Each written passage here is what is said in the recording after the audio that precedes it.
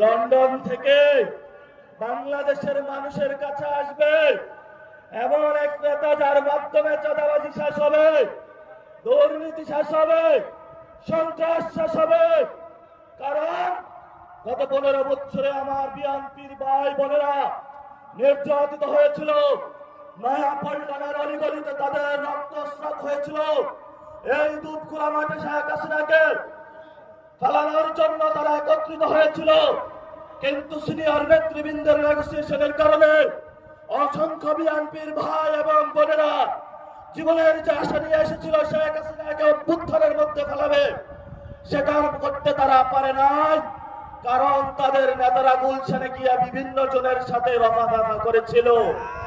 আমরা ইতিহাস বলি নাই, আমরা ইতিহাস স্মরণ রাখবো। বিএনপির যারা নির্যাতিত ভাই এবং বোনেরা আছেন, ভয় নাই, তোমাদের আশ্রয়ের জন্য আমরা আছি। এবার ইলেকশনে দাঁড়িপাল্লায় ভোট দিবেন, এবার ইলেকশনে শাপলাকলিতে ভোট দিবেন।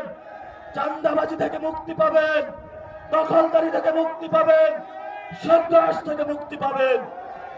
সর্বোপরি যেটা আমাদের সহযোদ্ধা ইনসাফের কথা বলেছিলেন, দুর্নীতির বিরুদ্ধে দাঁড়িয়েছিলেন আমাদের ভাই শহীদ ওসমান হাদি। দিনের দুপুরে তাকে গুলি করে হত্যা করা হয়েছিল।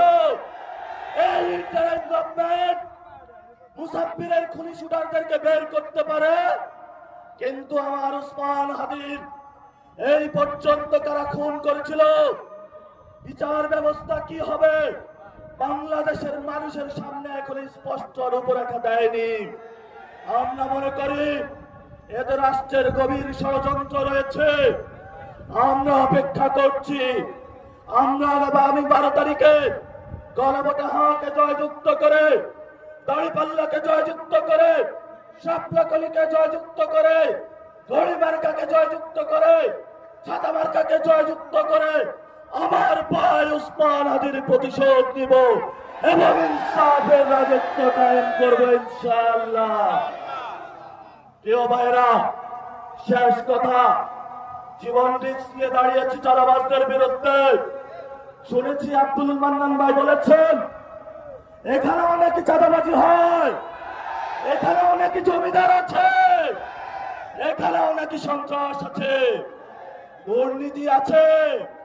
12 তারিখে আপনারা রায় দিবেন।